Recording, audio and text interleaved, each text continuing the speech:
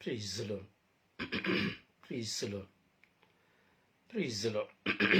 ಪಿತನಿಗೂ ಸುತನಿಗೂ ಮತ್ತು ಪವಿತ್ರಾತ್ಮರಿಗೂ ಮಹಿಮೆಯಾಗಲಿ. ಆದಿಯಲ್ಲಿದ್ದ ಹಾಗೆ ಈಗಲೂ ಯಾವಾಗಲೂ ಸದಾಕಾಲಕ್ಕೂ ಸ್ತೋತ್ರ ಉಂಟಾಗಲಿ. Praise the lord. Praise the lord.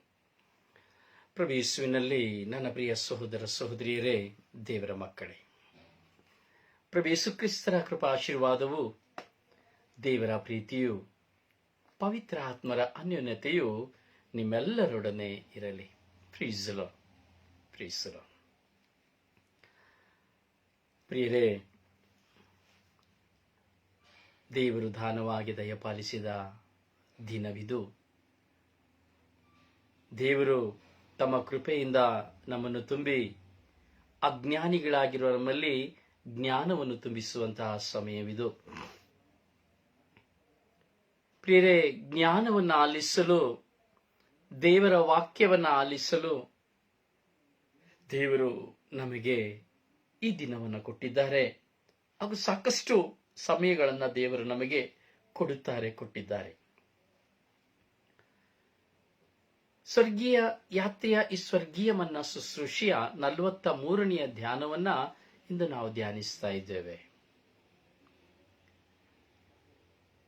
ಪ್ರಿಯರೇ, ಇದೇನಪ್ಪ ಇದು 43 ಧ್ಯಾನಗಳಾಯಿತು, ಪವಿತ್ರಾತ್ಮನ ಅರಿತುಕೊಳ್ಳುವುದಕ್ಕೆ ನಮಗೆ 43 ಧ್ಯಾನಗಳು ಬೇಕಾ ಎಂಬ ಪ್ರಶ್ನೆ ಕೆಲವು ಬಾರಿ ಯಾರೆಲ್ಲಾದರೂ ಮೂಡಬಹುದು. ಸತ್ಯವಾಗಿ ಹೇಳಬೇಕಾದರೆ, ಪವಿತ್ರಾತ್ಮರನ್ನ ಕಂಡರಿತುಕೊಳ್ಳಲು 43 ಧ್ಯಾನಗಳಲ್ಲ, 4300 ಧ್ಯಾನಗಳಾದರೂ ಸಹ ಕಡಿಮೆಯೇ. ಒಬ್ಬ ಮನುಷ್ಯನಾಗಿ, ಒಬ್ಬ ಶುಶ್ರೂಷಕನಾಗಿ, ಒಬ್ಬ ಶುಭ ಸಂದೇಶ ಸಾರುವವನಾಗಿ, ದೈವಚಿತ್ತಕ್ಕನುಸಾರವಾಗಿ, ದೈವ ಪ್ರೇರಣೆಗನುಸಾರವಾಗಿ ನಿಮ್ಮ ಮುಂದೆ 43 ಈ ಪವಿತ್ರಾತ್ಮ ಧ್ಯಾನವನ್ನು ನಿಮ್ಮ ಮುಂದೆ ಇಡುತ್ತಾ ಇರುವುದು, ಪ್ರತಿಯೊಬ್ಬರು ನಮ್ಮಿಂದ ಸಾಧ್ಯವಷ್ಟರ ಮಟ್ಟಿಗೆ ಪವಿತ್ರಾತ್ಮರನ್ನ ಕಂಡುಕೊಳ್ಳಬೇಕು. ಅಂದರೆ ಪವಿತ್ರಾತ್ಮರನ್ನ ನಾವು ಅನುಭವಿಸಬೇಕು. ಈ ಲೋಕದಲ್ಲಿ ಪವಿತ್ರಾತ್ಮರಿಗೆ ವಿರುದ್ಧವಾದ ಪಾಪಗಳನ್ನ ನಾವು ಮಾಡಬಾರದು. ಪವಿತ್ರಾತ್ಮರಿಗೆ ನಾವು ಸ್ವಂತವಾಗಬೇಕು. ಯಾಕೆಂದ್ರೆ ನಾವು ಪವಿತ್ರಾತ್ಮರಿಗೆ ಸ್ವಂತವಾದವರು. ಇವತ್ತಿನ ಜಗತ್ತನ್ನು ನಾವು ನೋಡುವಾಗ, ಇವತ್ತಿನ ಜಗತ್ತು ಪವಿತ್ರಾತ್ಮರ ಕೈವಶದಲ್ಲಿದೆ. ಆದಿಕಾಂಡದಲ್ಲಿ ಸರ್ವೇಶ್ವರ ಸ್ವಾಮಿಯನ್ನ ನಾವು ಧ್ಯಾನಿಸುತ್ತೇವೆ. ಹಳೆಯ ಒಡಂಬಡಿಕೆಯಲ್ಲಿ ಹೊಸ ಒಡಂಬಡಿಕೆಗೆ ಬರುವಾಗ ಪ್ರಭು ಯೇಸುವನ್ನ ಪ್ರಭು ತಂದೆಯಾದ ದೇವರು ನಮ್ಮೆಲ್ಲರ ಪಾಪ ರಕ್ಷಣೆಗಾಗಿ, ಪಾಪದಿಂದ ಬಿಡುಗಡೆ ಪಡಿಸುವುದಕ್ಕಾಗಿ ಈ ಲೋಕಕ್ಕೆ ಪರಿಶುದ್ಧ ತಾಯಿ ಮಾತೆಮರಿಯರ ಮುಖಾಂತರವಾಗಿ ಕಳುಹಿಸಿದರು. ಅವರು ನಮ್ಮೆಲ್ಲರ ಪಾಪಗಳ ಪರಿಹಾರಕ ಬಲಿಯಾಗಿ ಮರಣ ಹೊಂದಿದರು. 2000 ವರ್ಷವಾದ ಬಳಿಕ, 2000 ವರ್ಷಗಳ ಹಿಂದೆ ಯೇಸು ತಂದೆ ದೇವರು ತನ್ನ ಪ್ರಿಯ ಪುತ್ರರ ಮೂಲಕವಾಗಿ ಪವಿತ್ರ ಆತ್ಮರನ್ನು ನಮಗೆ ದಾರೆ ಎರೆದರು. ನಾನು ನಿಮ್ಮನ್ನು ಅನಾಥರನಾಗಿ ಬಿಟ್ಟು ಹೋಗುವುದಿಲ್ಲ. ಯೇಸು ಸ್ವಾಮಿ ಹೇಳುತ್ತಾರೆ, ನಾನು ನಿಮ್ಮನ್ನು ಅನಾಥರನಾಗಿ ಬಿಟ್ಟು ಹೋಗುವುದಿಲ್ಲ, ನನ್ನ ಪೋಷಕರಾದ ಪವಿತ್ರ ಆತ್ಮರನ್ನು ನಿಮಗೆ ನಾನು ಕೊಡುತ್ತೇನೆ, ಅವರನ್ನು ಕಳುಹಿಸುತ್ತೇನೆ, ನಾನು ಹೋಗದ ಹೊರತು ಅವರು ನಿನ್ನ ಬಳಿಗೆ ಬರಲಾರರು ಎಂಬುದಾಗಿ ಪ್ರಭು ಯೇಸು ತಮ್ಮ ಜೀವಿತದಲ್ಲಿ ಪವಿತ್ರಾತ್ಮರನ್ನು ಪ್ರದಾನ ಮಾಡಿ ತಾವು ಕೊಟ್ಟ ಮಾತನ್ನು ನೆರವೇರಿಸಿದರು. ಅದರಿಂದ ಇಂದು ನಮ್ಮೊಡನೆ ಕ್ರಿಯೆ ಮಾಡುತ್ತಿರುವುದು ಪವಿತ್ರಾತ್ಮರು, ನಮ್ಮ ಮಧ್ಯೆ ಇರುವುದು ಪವಿತ್ರಾತ್ಮರು, ನಮಗೆ ಬಿಡುಗಡೆಯನ್ನು ಕೊಡುತ್ತಿರುವುದು ಪವಿತ್ರಾತ್ಮರು. ಯಾಕೆಂದ್ರೆ ಇದು ಪವಿತ್ರಾತ್ಮದತ್ತವಾದಂತಹ ಕಾಲವಾಗಿದೆ, ಪವಿತ್ರಾತ್ಮರಿಗೆ ಸೀಮಿತವಾದಂತಹ ಯುಗವಾಗಿದೆ. ಅದರಿಂದ ಪ್ರಿಯರೇ, ಪವಿತ್ರಾತ್ಮರನ್ನ ನಾವು ಪಡೆದುಕೊಳ್ಳುವಾಗ ಸತ್ಯದ ಪಥದಲ್ಲಿ, ಅಂದರೆ ಪ್ರಭು ಯೇಸುವಿನ 2ನೆಯ ಬರುವಿಕೆಗೆ ಸಿದ್ಧತೆಯನ್ನು ಅನುಭವಿಸುವುದಕ್ಕಾಗಿ ಸತ್ಯದ ಪಥದಲ್ಲಿ ನಾವು ನಡೆಯಲು ತಂದೆ ದೇವರು ತನ್ನ ಪ್ರಿಯ ಪುತ್ರನ ಮೂಲಕವಾಗಿ ಮತ್ತೊಂದು ಜೀವನವನ್ನ, ಮತ್ತೊಂದು ಹೊಸ ಯುಗವನ್ನ ಪವಿತ್ರಾತ್ಮರ ಮೂಲಕವಾಗಿ ಶುದ್ಧೀಕರಿಸುವುದಕ್ಕಾಗಿ ಅಗ್ನಿಯಾಗಿರುವ ಪವಿತ್ರಾತ್ಮರು, ಗಾಳಿಯಾಗಿರುವ ಪವಿತ್ರಾತ್ಮರು, ಮಳೆಯಾಗಿರುವ ಪವಿತ್ರಾತ್ಮರಿಗೆ ಸ್ಪರ್ಶನ ಒಂದು ಸಂಕೇತಗಳ ಮೂಲಕವಾಗಿ, ಪವಿತ್ರಾತ್ಮರ ಮೂಲಕವಾಗಿ ನಾವು ಪರಿವರ್ತನೆ ಹೊಂದಿ ದೇವರಿಗೂ ಪ್ರಭು ಯೇಸುವಿಗೂ ಸ್ವಂತದವರಾಗಿ ಬಾಳಲು ನಮಗೆ ಈ ದಿನಗಳನ್ನು ದೇವರು ನಮಗೆ ಕೊಟ್ಟಿದ್ದಾರೆ. ಪ್ರಿಯ ಸಹೋದರನೇ ಸಹೋದರಿ, ಅದರಿಂದ 43ನೆಯ ಧ್ಯಾನವನ್ನು ನಾವು ಧ್ಯಾನಿಸ್ತಾ ಇದ್ದೇವೆ. ಪವಿತ್ರಾತ್ಮನ ಕಂಡುಕೊಳ್ಳಲು ಇನ್ನು 4300 ಧ್ಯಾನಗಳನ್ನ ಧ್ಯಾನಿಸಿದರೂ ಸಹ ಅದು ಕಡಿಮೆಯೇ. ಆದರೆ ಪವಿತ್ರಾತ್ಮ ದತ್ತವಾಗಿ ನೀನು ಜೀವಿಸಲು ನೀನು ಆಲಿಸಿದಂತ ಈ 43 ಧ್ಯಾನಗಳನ್ನ, ಆಲಿಸತಕ್ಕಂತಹ ಧ್ಯಾನಗಳನ್ನ ನಿನ್ನ ಹೃದಯದಲ್ಲಿಟ್ಟು ಪ್ರಾರಂಭದ 1-2 ಧ್ಯಾನಗಳಲ್ಲಿಯೇ ನೀನು ಯಾರು ಎಂಬುದನ್ನ, ಪವಿತ್ರಾತ್ಮರು ಯಾರು ಎಂಬುದನ್ನ ಪವಿತ್ರಾತ್ಮ ಪ್ರೇರಣೆಗನುಸಾರವಾಗಿ, ಪವಿತ್ರಾತ್ಮ ಕೃಪೆಯಿಂದ ತುಂಬಿದವರಾಗಿ ನಾವು ಆಲಿಸಿದ್ದೇ ಆದರೆ, ಅನುಭವಿಸಿದ್ದೇ ಆದರೆ ಅತಿ ಶೀಘ್ರವಾಗಿ ನಾವು ಪವಿತ್ರಾತ್ಮನ ಪಡೆದುಕೊಳ್ಳಬಹುದು. ಪಾಪದಿಂದ ದೂರವಾಗುವಾಗ ಪವಿತ್ರಾತ್ಮರು ನಮಗೆ ಹತ್ತಿರವಾಗುತ್ತಾರೆ. ಪಾಪದ ದಾಸತ್ವದಿಂದ ನಾವು ದೂರವಾಗುವಾಗ ಪವಿತ್ರಾತ್ಮರು ನಮಗೆ ಸ್ವಂತವಾಗುತ್ತಾರೆ, ನಮ್ಮನವರ ಸಾಧನವನ್ನಾಗಿ ಉಪಯೋಗಿಸುತ್ತಾರೆ. ಹೀಗೆ ಪವಿತ್ರಾತ್ಮನ ಪಡೆದುಕೊಳ್ಳಲು ಯಾವ ಅಧಿಕಾರಗಳು ಬೇಕಾಗಿಲ್ಲ, ಯಾವ ಡಿಗ್ರಿ ಬೇಕಾಗಿಲ್ಲ. ನಾನು ಹಲವು ಕಾಲಗಳಿಂದ ಹೇಳ್ತಾ ಇದ್ದೇನೆ, ಪವಿತ್ರಾತ್ಮನ ಪಡೆದುಕೊಳ್ಳೋದಕ್ಕೆ ಯಾವ ಡಾಕ್ಟರೇಟ್ ಬೇಕಾಗಿಲ್ಲ, ಅಥವಾ ನಾನು ಒಬ್ಬ ಯಾಚಕನಾದರೆ ಮಾತ್ರ, ಒಬ್ಬ ಕನ್ಯಾಸ್ತ್ರೀಯಾದರೆ ಮಾತ್ರ, ಒಬ್ಬ ಶುಭ ಸಂದೇಶ ಸಾರುವವನಾದರೆ ಮಾತ್ರ, ಒಬ್ಬ ಪ್ರಾರ್ಥಿಸುವವನಾದರೆ ಮಾತ್ರ ಎಂಬುವಂತಹ ಚಿಂತನೆಗಳು ಹಲವಾರು ಜನರಲ್ಲಿದೆ. ಪವಿತ್ರಾತ್ಮನ ಪಡೆದುಕೊಳ್ಳಲು ಯಾವ ವಿದ್ಯಾಭ್ಯಾಸ ಬೇಕಾಗಿಲ್ಲ, ನಿನಗೆ ಯಾವ ವಿದ್ಯಾಭ್ಯಾಸವೇ ಬೇಕಿಲ್ಲ ಪವಿತ್ರಾತ್ಮನ ಪಡೆದುಕೊಳ್ಳಲು. ನಾನು ಮತ್ತು ನೀನು ಜೀವಿಸುವಂತಹ ಪ್ರಾಮಾಣಿಕವಾದ ಜೀವನ ಪವಿತ್ರಾತ್ಮನ ಪಡೆದುಕೊಳ್ಳಲು ನಮಗೆ ಸದವಕಾಶ. ನಾನು ಮತ್ತು ನೀವು ನಮ್ಮ ಜೀವಿತದಲ್ಲಿ ವಿಧೇಯತೆಯನ್ನ ಪಡೆದುಕೊಳ್ಳುವಾಗ ಪವಿತ್ರಾತ್ಮನ ಪಡೆದುಕೊಳ್ಳುವಂತಹ ಜೀವಿತ. ನಾನು ಮತ್ತು ನೀವು ನಮ್ಮ ಜೀವಿತದಲ್ಲಿ ವಿಶ್ವಾಸಭರಿತ ಪ್ರಾರ್ಥನೆಯೊಂದಿಗೆ ಸಾಗಿ ಹೋಗುವಾಗ, ನನ್ನ ಮನಸ್ಸಾಕ್ಷಿಯು ನಾನು ಮಾಡುವುದು ತಪ್ಪು ಎಂಬುದನ್ನ ಪ್ರಕಟಿಸುವಾಗ, ನಾನು ಅವುಗಳನ್ನ ಅರಿತು ಇದು ದೇವ ಚಿತ್ತ, ದೈವ ಪದ್ಧತಿ ಆಗಿದೆ, ಪವಿತ್ರಾತ್ಮರು ಮಾತುಕಟ್ಟಕದ ರೀತಿಯಲ್ಲಿ ನನ್ನೊಡನೆ ಮಾತನಾಡುತ್ತಾ ಇದ್ದಾರೆ ಎಂಬ ಅನುಭವ ಸಿಕ್ಕುವಾಗ ನೀನು ಪವಿತ್ರಾತ್ಮನ ಪಡೆದುಕೊಳ್ಳಲು ಸಾಧ್ಯ. ನಾನು ಪವಿತ್ರಾತ್ಮನ ಹುಡುಕಿ ಹೋಗಬೇಕಿಲ್ಲ. ನನ್ನ ಸಹೋದರನೇ ಸಹೋದರಿ, ನೀನು ಪವಿತ್ರಾತ್ಮನ ಹುಡುಕಿ ಹೋಗಬೇಕಿಲ್ಲ. ನಿನ್ನ ಮತ್ತು ನನ್ನ ಜೀವಿತದಲ್ಲಿ ಪವಿತ್ರಾತ್ಮರಿಗೆ ವಿಧೇಯರಾಗಿ, ದೇವರಿಗೆ ವಿಧೇಯರಾಗಿ, ದೇವರ ಆಜ್ಞೆಗಳಿಗೆ ವಿರುದ್ಧವಾಗಿ ನಾನು ಮಾಡುವ ತಪ್ಪಿನ ಅರಿವನ್ನು ನಾನು ಮನಗೊಂಡು ನನ್ನನ್ನು ನಾನು ತಗ್ಗಿಸಿಕೊಳ್ಳುತ್ತಾ, ನಾನು ಕ್ಷಮಿಸುವನಾಗುತ್ತಾ, ಪ್ರೀತಿಸುವನಾಗುತ್ತಾ ನನ್ನ ಜೀವಿತದ ಪಯಣದಲ್ಲಿ ನಾನು ಮುಂದೆ ಸಾಗುವಾಗ ಪವಿತ್ರಾತ್ಮರು ತಾನಾಗಿಯೇ ನಿನ್ನಲ್ಲಿ ಬರುವರು. ಪವಿತ್ರಾತ್ಮರ ಸಾಧನವಾಗಿ ನೀ ಮಾರ್ಪಾಡಾಗುವೆ. ಆದ್ದರಿಂದ ನೀನು ಪವಿತ್ರಾತ್ಮನ ಪಡೆದುಕೊಳ್ಳಲು ಯಾವ ವಿದ್ಯಾಭ್ಯಾಸಗಳನ್ನು ಅಪೇಕ್ಷಿಸುವಂತಿಲ್ಲ. ನಾನು ಬೈಬಲ್ ಸ್ಟಡಿಗೆ ಹೋದ್ರೆ ಪವಿತ್ರಾತ್ಮನ ಪಡೆದುಕೊಳ್ಳುತ್ತೇನೆ, ಖಂಡಿತವಾಗಿಯೂ ಇಲ್ಲ. ನಿನ್ನ ಜೀವಿತದಲ್ಲಿ ಎಷ್ಟರ ಮಟ್ಟಿಗೆ ಸಾಧ್ಯವೋ ಅಷ್ಟರ ಮಟ್ಟಿಗೆ ದೇವರನ್ನ ಕಂಡುಕೊಳ್ಳಲು, ಹಾಗೂ ಎಷ್ಟರ ಮಟ್ಟಿಗೆ ಸಾಧ್ಯವೋ ಅಷ್ಟರ ಮಟ್ಟಿಗೆ ನಾವು ನಮ್ಮನ್ನು ಪರಿವರ್ತಿಸಿಕೊಳ್ಳಲು, ಎಷ್ಟರ ಮಟ್ಟಿಗೆ ಸಾಧ್ಯವೋ ಅಷ್ಟರ ಮಟ್ಟಿಗೆ ನಾವು ದೇವರನ್ನ ಪ್ರೀತಿಸಲು, ದೇವರ ಮುಂದೆ ಕುಳಿತುಕೊಳ್ಳಲು ನಮ್ಮನ್ನ ನಾವು ಸಿದ್ಧಪಡಿಸಿಕೊಳ್ಳುವಾಗ ಪವಿತ್ರಾತ್ಮನ ನಾವು ಪಡೆದುಕೊಳ್ಳಲು ಸಾಧ್ಯ. ಅತೀ ಸುಲಭವಾದ ದಾರಿ ಪವಿತ್ರಾತ್ಮನ ಪಡೆದುಕೊಳ್ಳಲು ನಾವು ಎಲ್ಲರನ್ನ ಪ್ರೀತಿಸಬೇಕು, ಎಲ್ಲರನ್ನ ಕ್ಷಮಿಸಬೇಕು, ಯಾವ ಕೊರತೆ ಇಲ್ಲದೆ, ತಾರತಮ್ಯವಿಲ್ಲದೆ ಪರ ಪ್ರೀತಿಯಲ್ಲಿ, ಪರ ಕ್ಷಮೆಯಲ್ಲಿ, ಪರ ಸೇವೆಯಲ್ಲಿ ನಾವು ನಿರತರಾಗಬೇಕು. ಹೌದು ನನ್ನ ಸಹೋದರನೇ ಸಹೋದರಿಯೇ, ಸಂತ ಪೌಲರು ಹೇಳುತ್ತಾರೆ, ಕೊರಿಂಥದವರಿಗೆ ಬರೆದ ಪತ್ರದಲ್ಲಿ ಹೇಳುತ್ತಾರೆ, ನಮ್ಮ ಜೀವಿತದಲ್ಲಿ ನಾವು ಪವಿತ್ರ ಆತ್ಮಭರಿತರಾಗಿ ಜೀವಿಸಬೇಕು. ಹೀಗೆ ಇಂದು ಪವಿತ್ರ ಆತ್ಮ ಧ್ಯಾನ 43ನೇ ಭಾಗವನ್ನು ಧ್ಯಾನಿಸುವಾಗ ನಾವು ಪವಿತ್ರಾತ್ಮರನ್ನು ಪಡೆದುಕೊಳ್ಳಲು ಹಾಗೂ ಪವಿತ್ರಾತ್ಮ ಭರಿತ ಜೀವಿತವನ್ನು ನಾವು ಮಾಡುತ್ತೇವೆ ಎಂದು ತಿಳಿದುಕೊಳ್ಳಲು ಕೆಲವು ನೀತಿ ಬೋಧೆಗಳನ್ನು ನಾವು ನೋಡುತ್ತೇವೆ. ಒಂದು ಥೆಸಲೋನಿಕದವರಿಗೆ ಬರೆದಂತಹ ಪತ್ರದಲ್ಲಿ 5ನೇ ಅಧ್ಯಾಯದಲ್ಲಿ 12ನೇ ವಾಕ್ಯವನ್ನು ನಾವು ಧ್ಯಾನಿಸಿ ಹೋಗುವಾಗ ಸಂತ ಪೌಲರು ಹೇಳುತ್ತಾರೆ, ಸಂತ ಪೌಲರ ಈ ಪ್ರವಚನಗಳನ್ನ, ಪವಿತ್ರಾತ್ಮರನ್ನು ಪಡೆದುಕೊಳ್ಳುವಂತಹ ಮಾರ್ಗವನ್ನ ಎಷ್ಟು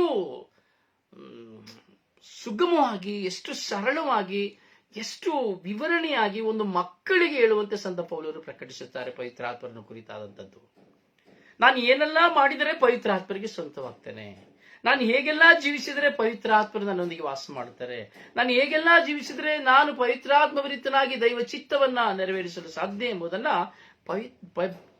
ಪೌಲರು ತುಂಬಾ ಸರಳವಾಗಿ, ಸೊಗಸಾಗಿ, ಸುಂದರವಾಗಿ ವಿವರಿಸುವುದನ್ನು ನಾವು ನೋಡುತ್ತೇವೆ. ನೋಡಿ, ನಮ್ಮ ಜೀವನದಲ್ಲಿ, ನಮ್ಮ ಕುಟುಂಬದಲ್ಲಿ ಗುರು ಹಿರಿಯರನ್ನೆಲ್ಲ ನಾವು ಗೌರವಿಸಬೇಕು. ಹೌದಲ್ಲ?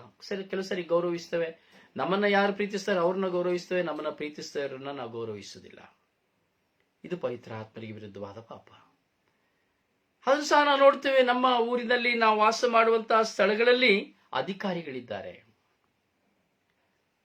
MLA ಆಗ್ಬೋದು, MP ಆಗ್ಬೋದು, ಕೌನ್ಸಿಲರ್ ಆಗ್ಬೋದು, AC ಆಗ್ಬೋದು, assistant commissioner, deputy commissioner, DC ಆಗ್ಬೋದು. ಅಧಿಕಾರಿಗಳು, ಯಾವುದೇ ಅಧಿಕಾರಿಗಳು, ಹಾಗೆಯೇ ನಾವು ಕೆಲಸ ಮಾಡುವ ಸ್ಥಳದಲ್ಲಿರುವಂತಹ ಅಧಿಕಾರಿಗಳಾಗಬಹುದು, ನಮಗೆ ಕೆಲಸ ಕೊಡುವಂತಹ ಯಜಮಾನ, ಕಂಪನಿ ಮ್ಯಾನೇಜಿಂಗ್ ಡೈರೆಕ್ಟರ್. ಹೀಗೆ ನಾನು ಯಾವುದೇ ಕೆಲಸ ಮಾಡುವಾಗ, ಅಥವಾ ನಾನು ಕೂಲಿ ಕೆಲಸ ಮಾಡ್ತಾ ಇದ್ದೀನಿ, ನನಗೆ ಒಬ್ಬ ಮೇಸ್ತ್ರಿ ಇದ್ದಾನೆ, ಮೇಸ್ತ್ರಿ ಪೇಂಟಿಂಗ್ ಕೆಲಸ ಮಾಡ್ತಾರೆ, ನನಗೆ ಒಂದು ಕೆಲಸಕ್ಕೆ ಕರೆಯುವಂತ ಮೇಸ್ತ್ರಿ ಇದ್ದಾನೆ, ಆ ಮೇಸ್ತ್ರಿ, ಗಾರೆ ಕೆಲಸ ಮಾಡೋರಿದ್ದಾರೆ, ಮೇಸ್ತ್ರಿ. ಹೀಗೆ ನನಗೆ ಸಹಾಯ ಮಾಡುವಂತ ನನ್ನ ಅನುದಿನದ ಜೀವಿತಕ್ಕೆ ಒಬ್ಬ ಮಾರ್ಗದರ್ಶಕರಾಗಿ ದೇವರು ಕೊಟ್ಟಂತಹ ವ್ಯಕ್ತಿಗಳನ್ನ ನಾವು ಸನ್ಮಾನಿಸಬೇಕೆಂಬುದನ್ನು ಸಂತ ಪೌಲರು ಹೇಳುತ್ತಾರೆ. ಅದನ್ನು ನಾವು ಇದು ಮಾಡುವುದು ತುಂಬಾ ಕೊರತೆ. ನಾವು ಸನ್ಮಾನಿಸುವುದು ತುಂಬಾ ಕಡಿಮೆ. ನಾವು ಪರರಿಗೆ ಸನ್ಮಾನವನ್ನು ಕೊಡಲು ಹಿಂಜರಿತೇವೆ. ಅವರೇನು ಸುಮ್ಮನೆ ಕೊಡ್ತಾರಾ? ನಾನೇನು ಕೆಲಸ ಮಾಡೋದಿಲ್ವಾ? ನಾವು ಕೆಲಸ ಮಾಡೋದ್ರಿಂದ ತಾನೇ ಅವರು ನಮಗೆ ಕೂಲಿ ಕೊಡ್ತಾರೆ. ನಾನು ಕೆಲಸ ಮಾಡಲಿಲ್ಲ ಕೊಡಕ್ಕೆ ಸಾಧ್ಯನಾ? ನಾನು ಕೆಲಸ ಮಾಡ್ತೀನಿ, ಅವ್ರು ಕೊಡ್ತಾರೆ, ಅಷ್ಟೇನೆ. ಸುಮ್ಮನೆ ಏನು ಇಲ್ವಲ್ಲ? ಆದರೆ ತಾತ್ಸರವಾದ ಮಾತುಗಳನ್ನ ಮಾಡುತ್ತೇವೆ. ನಾನಿದ್ರೇನೆ ಅವರು ಎಂಬುದಾಗಿ ಹೇಳುತ್ತೇವೆ. ಕಳೆದ ದಿನಗಳಲ್ಲಿ ನಾನು ನನ್ನ ಮನೆಯನ್ನು ನಿರ್ಮಿಸಲು ನಾನು ಪ್ರಯತ್ನಿಸಿ ನಿರ್ಮಿಸುವಾಗ ನಾನು ಈ ಕೂಲಿ ಕಾರ್ಮಿಕರೆಲ್ಲರೂ ಕುಳಿತುಕೊಂಡು ಸುಮಾರು ಸಮಯವನ್ನು ವ್ಯರ್ಥ ಮಾಡ್ತಾ ಇದ್ದರು. ನಾನು ಹೇಳ್ತಾ ಇದ್ದೆ, ಅಯ್ಯ, ನೀವು ಕೆಲಸ ಮಾಡ್ತಾ ಇದ್ದೀರಿ, ನಿಮ್ಮ ಮೇಸ್ತ್ರಿ ನಿಮಗೆ ಕೈ ತುಂಬ ಸಂಬಳವನ್ನು ಕೊಡುತ್ತಾನೆ.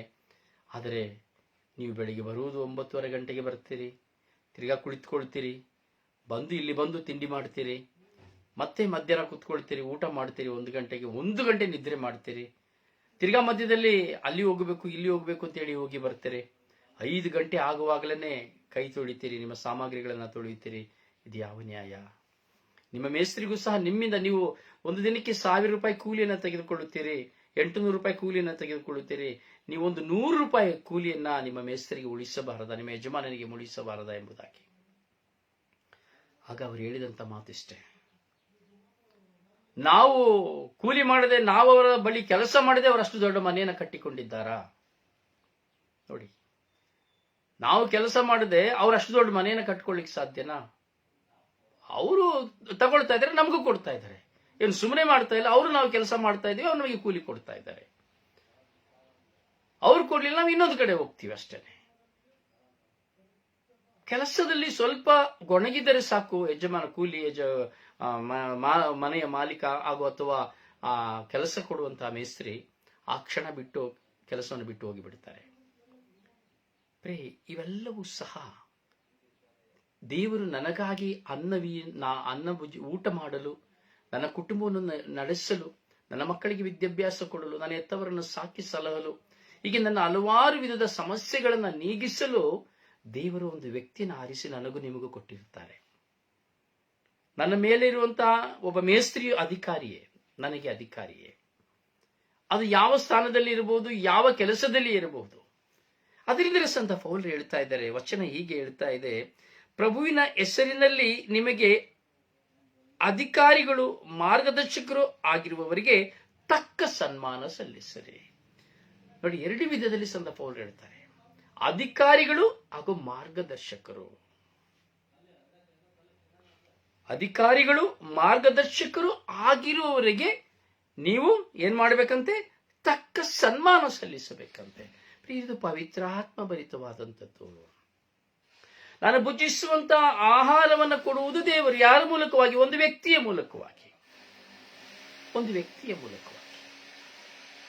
ಪ್ರಿಯರೇ, ಹೀಗೆ ನನಗೆ ಮಾರ್ಗದರ್ಶನ ತೋರುವವರು. ನೋಡಿ, ದೇವರು 2ನೇದಾಗಿ ಹೇಳ್ತಾ ಇದ್ರೆ, ಮಾರ್ಗದರ್ಶಕರನ್ನ ನಾವು ಸನ್ಮಾನಿಸಬೇಕು. ನಮಗೆ ಒಳ್ಳೆಯ ಮಾತನ್ನ ಹೇಳಿ, ನೀವು ಒಳ್ಳೆಯ ರೀತಿಯಲ್ಲಿ ಇರಿ, ಕೆಟ್ಟ ಜೀವನ ಮಾಡಬೇಡಿ, ಅಪ್ಪ ನೀನು ಕುಡಿಯಬೇಡ, ನೀನು ಜೂಜಾಡಬೇಡ, ನೀನು ನಿನ್ನ ಹೆಂಡತಿಯನ್ನು ಗೌರವಿಸು, ನಿನ್ನ ಗಂಡನನ್ನು ಗೌರವಿಸು, ದೇವರು ನಿಮಗೆ ಒಳ್ಳೆಯ ಮಕ್ಕಳನ್ನು ಕೊಟ್ಟಿದ್ದಾರೆ, ಒಳ್ಳೆಯ ಕುಟುಂಬವನ್ನು ಕೊಟ್ಟಿದ್ದಾರೆ, ಒಳ್ಳೆಯ ಅತ್ತೆ ಮಾವನನ್ನು ಕೊಟ್ಟಿದ್ದಾರೆ, ನೀನು ಎಷ್ಟು ಒಳ್ಳೆಯವನು, ಒಳ್ಳೆಯ ನಾದಿನಿ ಮೈದುನರನ್ನು ಕೊಟ್ಟಿದ್ದಾರೆ, ನೀನು ಅವರನ್ನು ಗೌರವಿಸಬೇಕು, ನೀನು ಅವರನ್ನು ಪ್ರೀತಿಸಬೇಕು, ನೀನು ಕೆಟ್ಟಕ್ಕೆ ಹೋಗಬಾರ್ದು, ಕೆಟ್ಟ ಮಾತು ಮಾತಾಡಬಾರ್ದು, ನೀನು ಸುಳ್ಳಾಡಬಾರ್ದು, ನಿನ್ನ ಬಲಿ ಪೂಜೆಗೆ ಹೋಗಬೇಕು, ನೀನು ಇವ್ರ ಮಾತು ಕೇಳಬಾರ್ದು, ಅವ್ರು ಹೇಳಿದನ್ನು ಇವ್ರು ಹೇಳಿದನ್ನು ಕೇಳಿ ಮಾತನಾಡಬಾರ್ದು, ಚಾಡಿ ಹೇಳಬಾರ್ದು, ಮೋಸ ಮಾಡಬಾರ್ದು. ಪ್ರಿಯರೇ, ಈ ಎಲ್ಲವನ್ನ ಹೇಳುವವರು ಯಾರು? ಮಾರ್ಗದರ್ಶಕರು. ದರ್ಶಕರು. ಹೇಗೆ ದೇವರು ಪ್ರವಾದಿಯನ್ನ ಆರಿಸಿಕೊಂಡರು, ದರ್ಶಕ, ದೈವ ದರ್ಶಕ, ಹಾಗೆ ಮಾರ್ಗದರ್ಶಕ. ನಮಗೆ ಬುದ್ಧಿ ಹೇಳುವವರೆಲ್ಲರೂ ಒಂದು ಪ್ರವಾದಿಯಾಗಿ ನಮ್ಮ ಮುಂದೆ ದೇವರು ಕಳಿಸಿದಂತಹ ವ್ಯಕ್ತಿಯಾಗಿರುತ್ತಾರೆ. ಆದರೆ ನಮಗೆ ಅರಿವಾಗುವುದಿಲ್ಲ. ನಮಗೆ ತಿಳುವಳಿಕೆ ಕೊಡುವಂತಹ ಪ್ರತಿಯೊಬ್ಬರು ಸಹ ಮಾರ್ಗದರ್ಶಕರು. ನಮ್ಮನ್ನ ಸ್ವರ್ಗ ರಾಜ್ಯಕ್ಕೆ ಕರೆದುಕೊಂಡು ಹೋಗುವಂತಹ ಮಾರ್ಗದರ್ಶಕರು. ನಮಗೆ ಅವರು ಸ್ವರ್ಗ ರಾಜ್ಯದ ಮೆಟ್ಟಿಲುಗಳಾಗಿದ್ದಾರೆ. ನಮಗೆ ಸ್ವರ್ಗ ರಾಜ್ಯದ ಮೆಟ್ಟಿಲುಗಳಾಗಿ ಅವರು ನಮ್ಮ ಮುಂದೆ ಇದ್ದಾರೆ. ಅದರಿಂದ ನೋಡಿ, ಆದರೆ ಕೆಲವು ಸಾರಿ ನಾವು ನೋಡ್ತೇವೆ, ಅನೇಕ ಸರಿ ನಮ್ಮ ಪರಿಸರದಲ್ಲಿ, ಕುಟುಂಬದಲ್ಲಿ, ಅಥವಾ ನಾವು ವಿಚಾರಣೆಯಲ್ಲಿ ಎಲ್ಲಿ ಇರಬಹುದು, ಮಾರ್ಗದರ್ಶಕರಾಗಿ ಒಳಿತನ್ನು ಹೇಳುವವರನ್ನ ಯಾರು ಗೌರವಿಸುವುದಿಲ್ಲ. ಕೆಲವೇ ವ್ಯಕ್ತಿಗಳು ಮಾತ್ರ. ಯಾರು? ದೈವ ಭಯಭಕ್ತಿಯುಳ್ಳವರು ಮಾತ್ರವೇ, ಜ್ಞಾನವುಳ್ಳವರು ಮಾತ್ರವೇ ಒಬ್ಬ ಮಾರ್ಗದರ್ಶಕನು ತೋರುವಂತಹ, ಹೇಳುವಂತಹ ಮಾರ್ಗವನ್ನು ಕೇಳಲಿಕ್ಕೆ ಕಿವಿ ಕೊಡುತ್ತಾನೆ. ಕೆಲವು ಸರಿ ಅನುಸರಿಸಿದಿಲ್ಲ ಇರಬಹುದು, ಆದರೂ ಸಹ ಕಿವಿ ಕೊಡುತ್ತಾನೆ, ಗೌರವಿಸುತ್ತಾನೆ, ಸನ್ಮಾನಿಸುತ್ತಾನೆ. ಇದುವೇ ಪವಿತ್ರಾತ್ಮ ಭರಿತ ಜೀವಿತದ ಸಂಕೇತ. ಒಬ್ಬನು ನನಗೆ ಒಳಿತನ್ನು ಹೇಳುವಾಗ ಅದನ್ನು ನಾನು ಪರಿಶೀಲಿಸಬೇಕು. ಹೌದು, ನಾನು ಮಾಡುತ್ತಿರುವುದು ಸರಿಯೇ ಅಥವಾ ತಪ್ಪೇ? ನಾನು ಮಾತನಾಡಿದ್ದು ಸರಿಯೇ ಅಥವಾ ತಪ್ಪೇ? ನಾನು ಹೋಗಿದ್ದು ಸರಿಯೇ ಅಥವಾ ತಪ್ಪೇ? ನಾನು ನಡೆಯುತ್ತಿರುವಂತಹ ಜೀವನ ಸರಿಯೇ ತಪ್ಪೇ? ಪ್ರಿಯರೇ, ಒಬ್ಬ ಮಾರ್ಗದರ್ಶಕನು ನಮ್ಮ ಮುಂದೆ ಬರುವಾಗ ಅವನು ಪ್ರವಾದಿಯಾಗಿ ನಮ್ಮ ಜೀವಿತಕ್ಕೆ ಬರ್ತಾನೆ. ಪ್ರತಿಯೊಬ್ಬರ ಜೀವಿತದಲ್ಲಿ ನನ್ನ ಹಾಗೂ ನಿಮ್ಮ ಯಾವುದೇ ಒಂದು ವ್ಯಕ್ತಿ ಆಗಿರಬಹುದು. ಇಲ್ಲಿ ವ್ಯಕ್ತಿ ಎಂದರೆ ನೋಡಿ, ಈ ಶುಭ ಸಂದೇಶವನ್ನು ನಾವು ಧ್ಯಾನಿಸ್ತಾ ಇದ್ದೇವೆ. ಇಲ್ಲಿ ವ್ಯಕ್ತಿ ಎಂದರೆ ಬರೀ ಕೇವಲ ಒಂದು ವ್ಯಕ್ತಿಗಾಗಿ ಅಲ್ಲ, ಅಥವಾ ಕುಡಿಯುವ ವ್ಯಕ್ತಿಗಾಗಿ ಅಲ್ಲ, ಅಥವಾ ಸುಳ್ಳೆಳುವ ವ್ಯಕ್ತಿಗಾಗಿ ಅಲ್ಲ, ಅಥವಾ ಅಪ್ರಾಮಾಣಿಕತೆ ಇರುವಂತಹ ವ್ಯಕ್ತಿಗಾಗಿ ಅಲ್ಲ, ಅಥವಾ ಪ್ರಾರ್ಥಿಸುವಂತ ವ್ಯಕ್ತಿ ಅಂದ ಮೇಲೆ ಎಲ್ಲರೂ ಬಲಿಪೂಜೆ ಒಪ್ಪಿಸುವ ಯಾಜಕನಾಗಬಹುದು ಒಂದು ವ್ಯಕ್ತಿ, ಸಭಾಪಾಲಕನಾಗಬಹುದು ಒಂದು ವ್ಯಕ್ತಿ, ಶುಭ ಸಂದೇಶ ಸಾರುವನು ಒಂದು ವ್ಯಕ್ತಿ, ಪಾಸ್ಟರ್ ಒಂದು ವ್ಯಕ್ತಿ, ವಿಶ್ವಾಸಿ ಒಂದು ವ್ಯಕ್ತಿ, ಪ್ರಾರ್ಥನೆ ಮಾಡುವನು ಒಂದು ವ್ಯಕ್ತಿ, ನಾನು ಒಂದು ವ್ಯಕ್ತಿ, ನೀವೊಂದು ವ್ಯಕ್ತಿ. ದೇವರ ದೃಷ್ಟಿಯಲ್ಲಿ ನಾವು ಒಂದು ವ್ಯಕ್ತಿ ಅಷ್ಟೇ. ಜನರಲ್ಲಿ, ಈ ಲೋಕದಲ್ಲಿ ನಮಗೆ ಒಂದೊಂದು ಅಧಿಕಾರವಿರುತ್ತದೆ, ಒಂದೊಂದು ಕಾರ್ಯವಿರುತ್ತದೆ, ಒಂದೊಂದು ಸ್ಥಾನಮಾನಗಳಿರುತ್ತದೆ. ಅದು ಹೌದು. ಆ ಸ್ಥಾನಮಾನಗಳಲ್ಲಿ ನಾನು ಪ್ರಾಮಾಣಿಕನಾಗಿ ಜೀವಿಸುವುದೇ ಪವಿತ್ರಾತ್ಮ ಭರಿತವಾದಂತಹ ಜೀವಿತದ ಸ್ವಭಾವ. ಹೀಗಿರುವಾಗ ಒಂದು ವ್ಯಕ್ತಿ ಎಂದು ಹೇಳುವಾಗ ಎಲ್ಲರೂ ಸರಿ ಸಮಾನರು.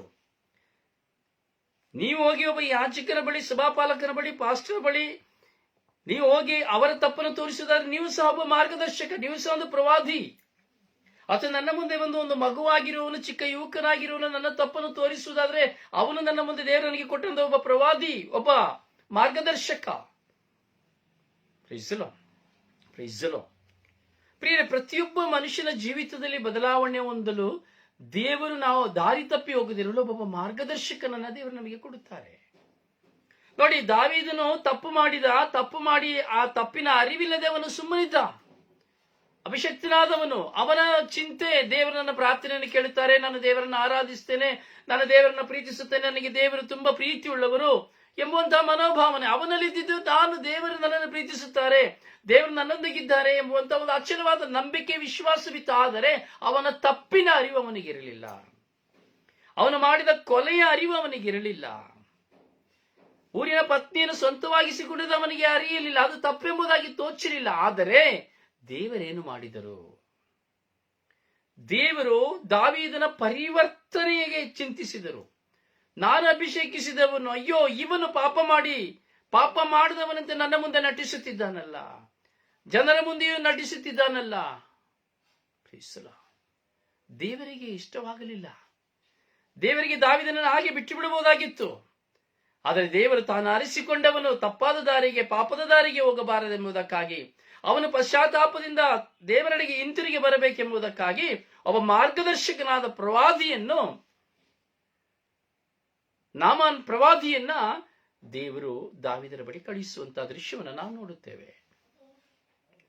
ದಾವೀದನ ಬಳಿ ನಾಮಾನ್ ಪ್ರವಾದಿ ಹೋಗುವ ತನಕ, ಅವನು ಮಾತನಾಡುವ ತನಕ ಯಾವ ಪಾಪದ ಅರಿವಿಲ್ಲದೆ ದಾವೀದನು ಜೀವಿಸಿದ.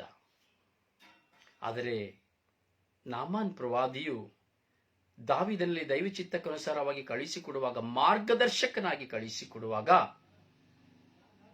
ದಾವೀದನಲ್ಲಿ ಪಶ್ಚಾತ್ತಾಪ ಬಂತು.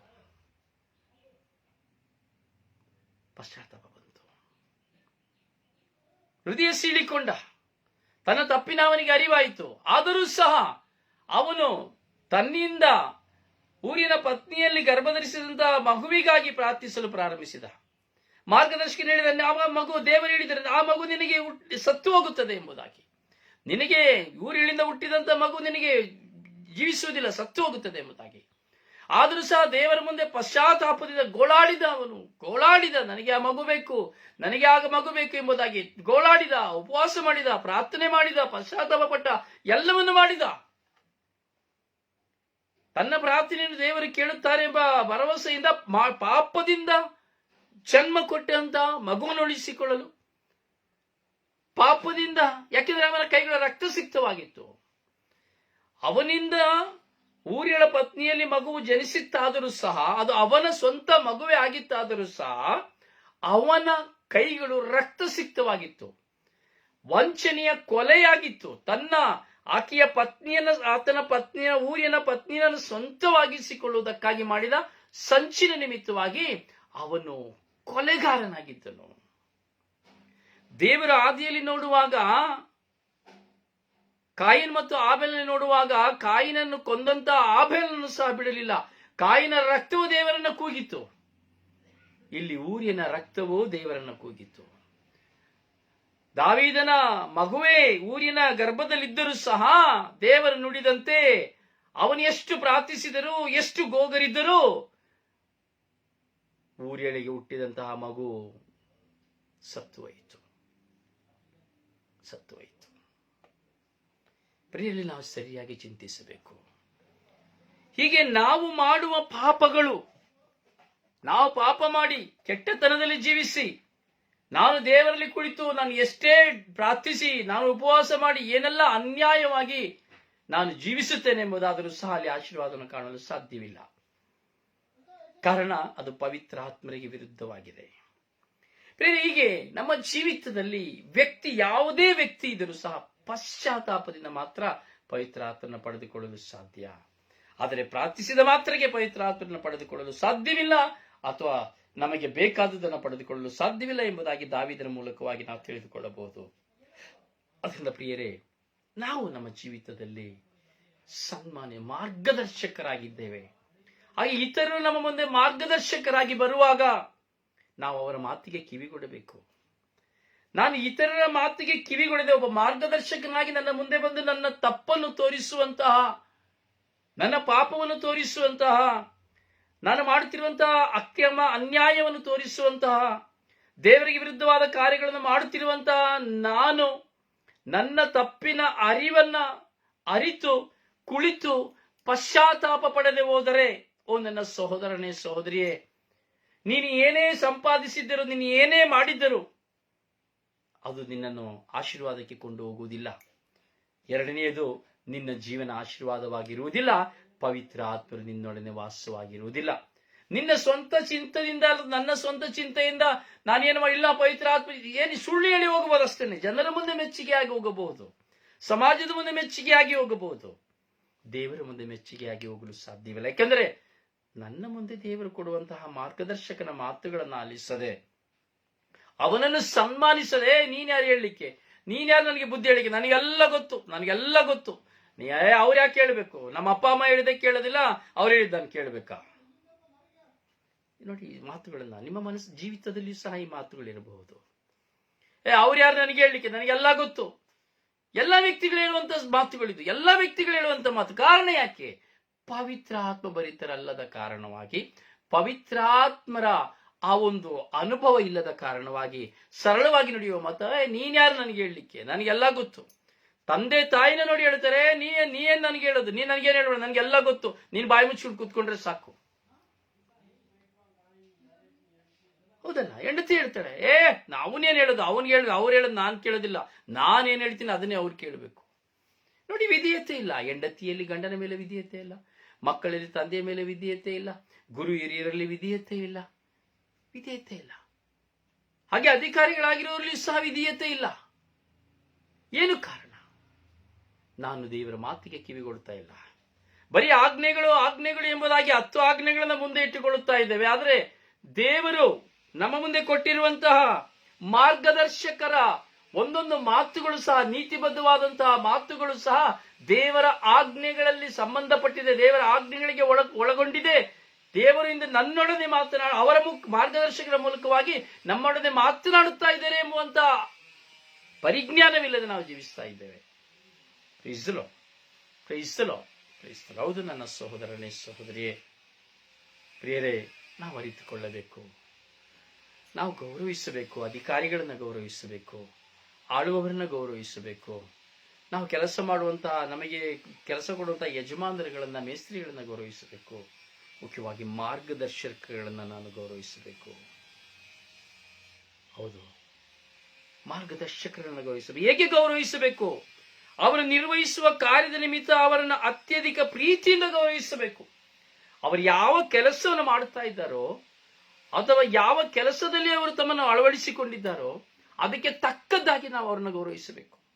ಒಬ್ಬ ಶುಭ ಸಂದೇಶ ಸಾರುವವ, ಅದಕ್ಕೆ ತಕ್ಕದ್ದಾಗಿ ಶುಭ ಸಂದೇಶ ಸಾರುವವನೊಬ್ಬ ಮಾರ್ಗದರ್ಶಕ. ಅವನು ಪಾಪಿಯೇ ಆಗಿರಬಹುದು, ನಿಮ್ಮ ದೃಷ್ಟಿಯಲ್ಲಿ ಅವನು ಕೆಟ್ಟವನೇ ಆಗಿರಬಹುದು, ನೀವೇ ಏನೇ ಚಿಂತಿಸಬಹುದು. ಅಥವಾ ಒಂದು ಮಾರ್ಗದರ್ಶಕನಾಗಿ ನಿಮ್ಮ ಮುಂದೆ ಬರುವ, ಪ್ರಾರ್ಥಿಸುವಂತಹ, ಶುಭ ಸಂದೇಶ ಸಾರುವಂತಹ, ಯಾಜಕನಾದಂತಹ, ಕನ್ಯಾಸ್ತ್ರೀಯಾದಂತಹ, ಈ ಪಾಸ್ಟರಾದಂತಹ ಯಾವ ವ್ಯಕ್ತಿ ಇರಬಹುದು. ನಿನ್ನ ಕಣ್ಣುಗಳಲ್ಲಿ ಅವನ ತಪ್ಪುಗಳನ್ನು ನೋಡಿಲ್ಲ, ನಿನ್ನ ಸ್ವಂತ ಕಿವಿಗಳಿಂದ ಅವನ ಮಾಡುವುದನ್ನು ಕೇಳಿಲ್ಲ. ಯಾರೋ ಮಾತನಾಡಿದ ಮಾತು, ಯಾರೋ ಹೇಳಿದ ಮಾತು, ಯಾರೋ ಕೇಳಿ ಹೇಳಿದ್ದನ್ನ ಕುರಿತು ನಾವು ಚಿಂತಿಸಿ ಒಬ್ಬನನ್ನ ಅಗೌರವಿಸುತ್ತೇವೆ, ಅವನನ್ನು ತಿರಸ್ಕರಿಸುತ್ತೇವೆ, ಅವರನ್ನು ಬಹಿಷ್ಕರಿಸುತ್ತೇವೆ, ಅವರನ್ನು ಕುರಿತು ಅಪಪ್ರಚಾರಗಳನ್ನು ಮಾಡುತ್ತೇವೆ. ಏನು ಕಾರಣ? ಪವಿತ್ರ ಆತ್ಮಭರಿತವಲ್ಲದ ಜೀವನ, ಅಜ್ಞಾನದ ಜೀವನ, ತಿಳುವಳಿಕೆ ಇಲ್ಲದ ಜೀವನ.